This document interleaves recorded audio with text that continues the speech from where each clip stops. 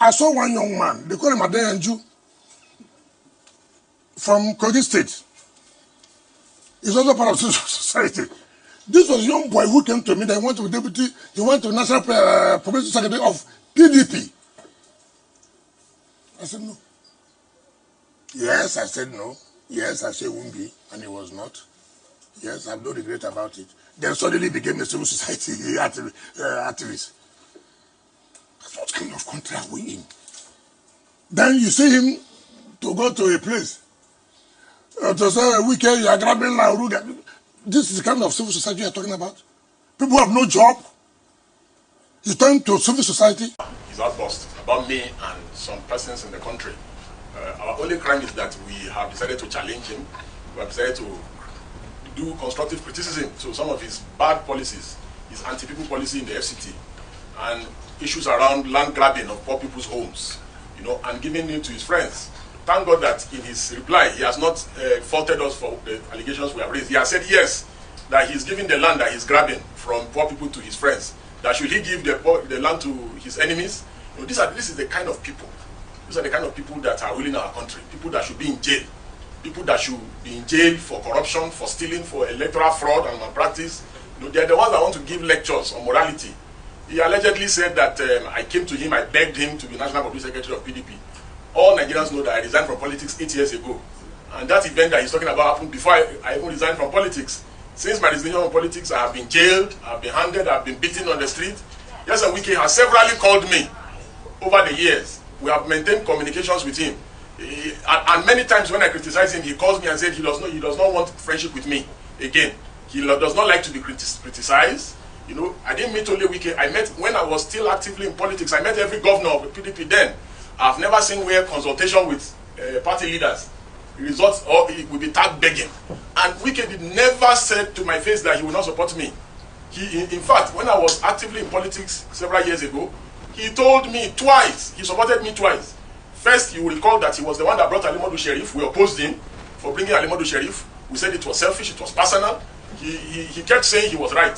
And after Alimadu Sheriff showed him Shege, he came back again and was crying. So the issue was, when I was in PDP about close to 9 years ago, the party wanted to do a convention. And because the party wanted to do a convention, I wanted to initially contest for public secretary because that was what was zoned to the North Central, where I come from. Thank God he gave background information about me. He kept saying, oh, that young boy, one young man. Wike is just 11 years older than me. Maybe it's because he's not looking like, he's looking older than Tinubu and Buhari combined. That's why he now feels that he's an old man, he's an ancient of days. Wike is a young man. I don't know where he got this idea that he's now an elder statesman for making noise all over the place. So I can do this all day, all year. He said I'm jobless. Look at the edifice that you people have come to. This is our office. Does this place look like a jobless place? We employ over 25 people in this place. That is both lawyers and non-lawyers alike. Somebody says that we are jobless. We are not like Wike, who has always had his mouth tied to the bottle patrimony of our country. I have never been elected as a public official or a political appointee. I was a trader. I've been a trader for years. Then I resigned because trading is incompatible with legal practice. I'm not doing very well as a lawyer. So where is Wike's second address? Wike does not have a second address. His only address is looting of public resources and public patrimony. Look at the way he's grabbing land in the FCT all over the place and giving it to his friends. He's grabbing even parks, stealing people's parks and turning it into residential building. And he expects people not to complain. Whenever you challenge him, he will call you. And there's nothing I'm saying that I don't have receipts. Whenever you challenge him, he does not like to be challenged. He has this God complex. And should elders not be people who are confident, people that if you do something with, your secret will be safe with them, assuming without considering that I even went and begged him, which is false. Should he call a presser and start crying 8 years later, almost 9 years later, that I came to him, I begged him, every PDP governor then, all PDP stakeholders, I consulted with them. I went around all the zones in this country, both when I went to be deputy public secretary, then when the party changed, rezoned, and it was now, and the public secretary now came to my zone in the North Central. I still went around, everybody endorsed me. About over 8 years ago, everybody endorsed me. David Mark, all the leaders from the North Central endorsed me. In fact, my state leaders, state caucus, they told everybody running from Kogi to step down for me when we got to Port Harcourt. There's no governor, and they are all around, even all his G5 governors. You can go and fact check me and ask all of them. There's none of them that I did not meet over 8 years ago to consult on this matter. I consulted all stakeholders in the party. And that time, what made me to start fighting, what made me to disagree with Wike was, he called us and said he was going to support Jimi Agbaje. He said he was going to support Jimi Agbaje because Southwest has never produced a national chairman for PDP. And he made a fantastic case for Jimi Agbaje. We said, okay, no problem. Subsequently, after some time, we started hearing that he wanted to now support his kinsman, which is Secondus. Because according to him, he said Jimi Agbaje is beginning to prove like he's somebody that cannot be controlled. You know, Wike is always looking for puppets. That's why he has found himself in this quagmire with Fubara. And I commend Governor Fubara for dealing decisively with him. That's how to deal with tyrants. You must show them that you reduce them to nothing and show them that they are absolutely nothing. Wike is nothing without politics. He's nothing without our political coffers. The reason why he's making so much noise and constituting nuisance all over the place is because of our collective patrimony that he loots and steals, because of the land he's grabbing in the FCT. That's why he's making this much noise. You know, so he changed his mind and said he went to support Secondus. And many of us, believe me, all those that know me, know that the first time I was arrested as an activist was when I was just merely 17 and I was detained. Over the years, over the decade, close to 3 decades, I have, at the personal expense of my life, been active in criticizing government. I've put my own personal freedom. Buhari arrested me almost about 11 or 12 times in 8 years. When Wike was having a field day looting Rivers money. We put our life on the line for this country. Clowns and charlatans like Yes and Wike will open his dirty mouth and tell us that that I'm claiming that I'm an activist. And who is an activist? An activist is not somebody whether is political or apolitical. An activist is somebody that is seeking for societal change. The great Ganifa Emi the Sage ran for election in this country, contested for election in this country and lost. Ganifa Emi is one of the most revered activists in this country, even on the continent. The great Femi Falana, Baba Falana, he ran for governor in Ekiti and lost. Does that reduce the quality of the work that he does for the society? Mandela the Great ran for political office, won. If Martin Luther King was around, Martin Luther King would have run for office. We can want everyone to leave politics to rogues like him, people that change election results and falsify election results. His idea of nation building is where rogues like himself will be in charge at the helm of affairs. You know, so all citizens of conscience should get involved in politics. I have no interest in politics anymore. I have gone, I have tried, I have seen that they can never change. They are dirty people. They do not play by the books. Even when I was in PDP, I was always criticizing them. And Wike himself can attest to this. I'm not a stranger to him. Because he knows I'm from Kogi. And he gave full detail of me, which means he knows I'm not a stranger to him. We talk on WhatsApp, we talk all the time. So, but that will not make me to see Wike doing the wrong thing and stop criticizing. I will criticize him. There was a time I criticized him vehemently and he called and was saying, why am I criticizing? I said, I will criticize you. No matter what, I will criticize you. It does not mean because you are my friend, you will be doing the wrong thing, I will keep quiet. Never. I will criticize you. His friends called me, Fayose called me, the former Attorney General, all his friends called me. But I continue to criticize them. And I have severally praised Wike for doing the right thing. If he does the right thing, I will praise him. If he steals people's land, grabs people's land, I will also criticize him. It's nothing personal.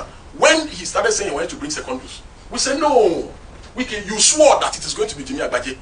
You swore that it was based on equity, that Southwest has never produced PDP before. But you know Wike does not have integrity. He does not know what integrity is. His words mean nothing. That was why at the PDP National Convention, before he lost, you know he swore that whatever happened, he will abide by the outcome.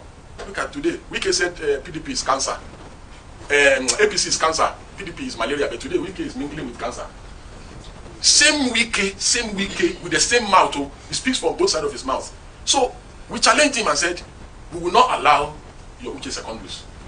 Which is partly why I made the 360 turn and said, no, this man does not have integrity.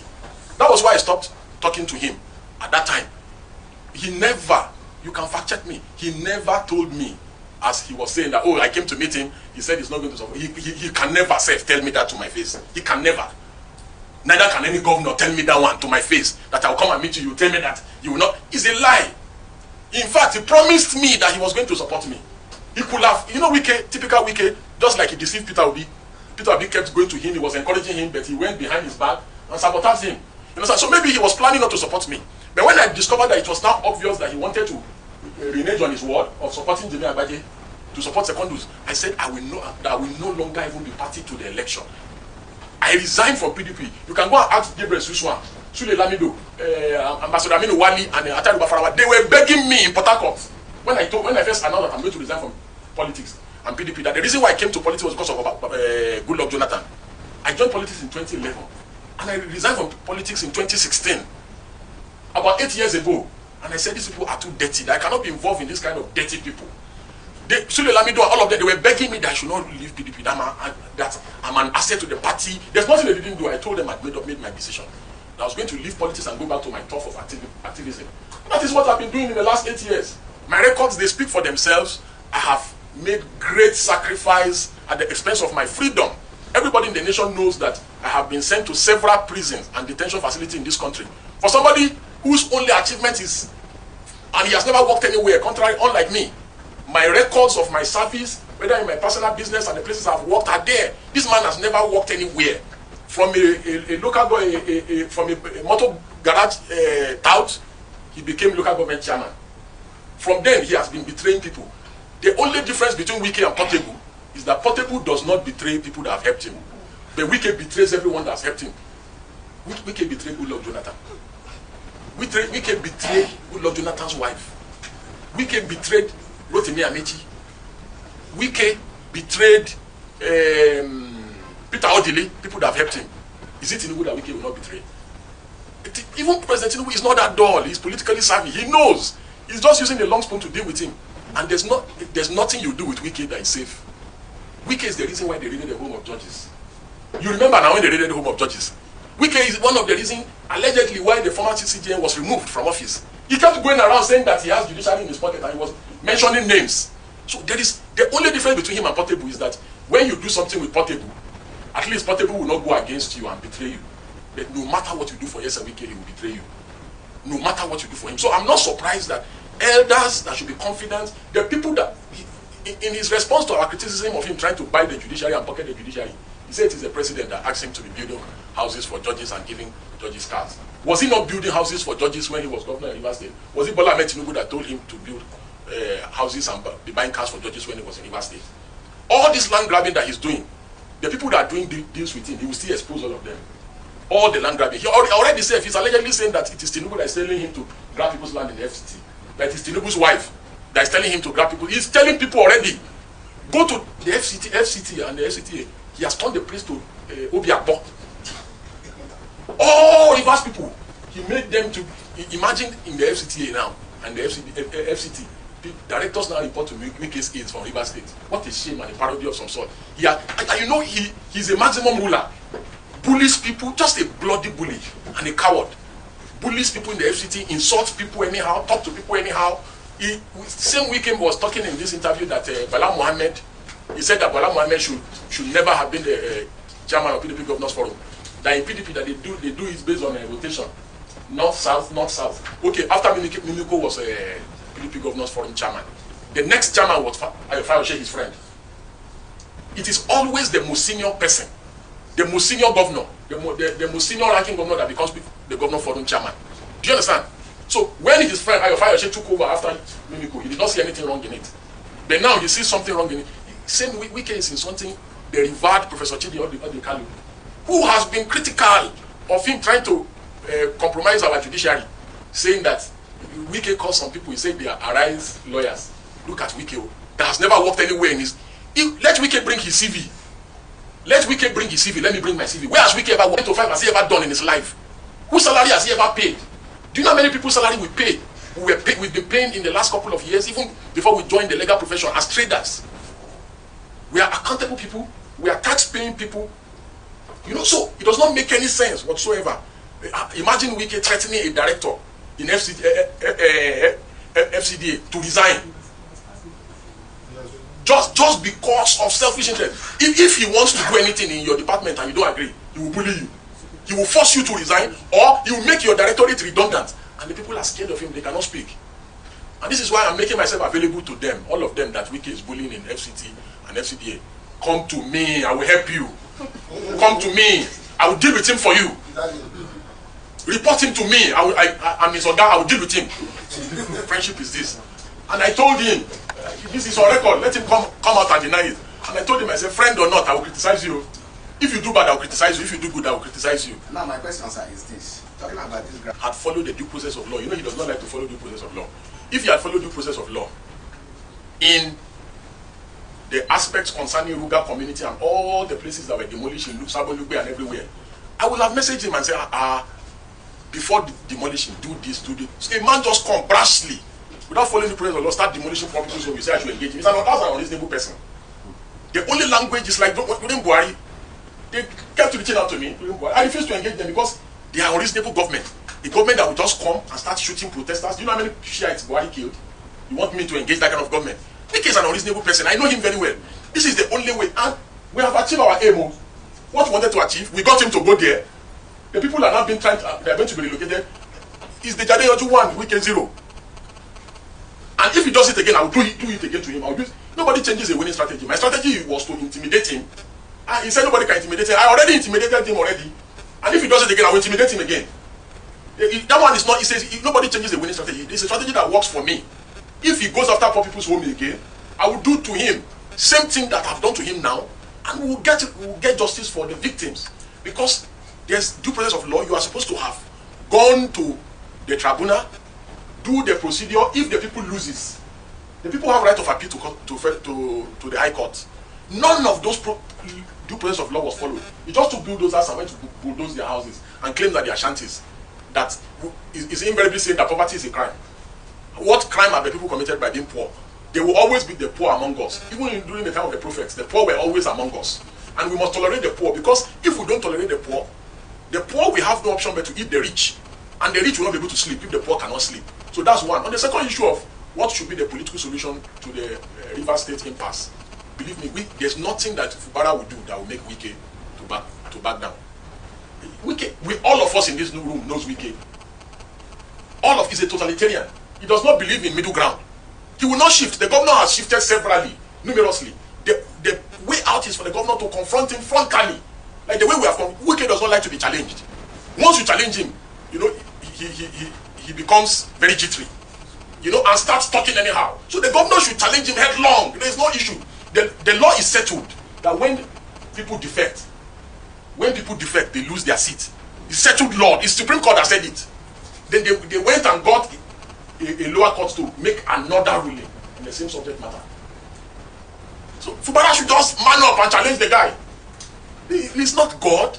This God complex that Wike has, that his words are supreme, his decree. He believes that this is a dictatorship. The same treatment that Wike has given to people that have supported him, he will give it to Tinubu. Tinubu will not be an exception. And assuming without considering that I went to beg Wike, like he said in his interviews, about over 8 years ago. So that means Wike is the oracle of PDP, is the one that makes people in PDP. So why couldn't he make himself PDP presidential candidate? Why couldn't Wike make himself PDP presidential candidate? Since he's the oracle of PDP, he's the one that determines who gets what, when, and how in PDP. Okay, why couldn't the oracle of PDP, why couldn't he make himself PDP presidential candidate in the last primaries? Okay. For different reasons. And activism is not the exclusive preserve of anybody.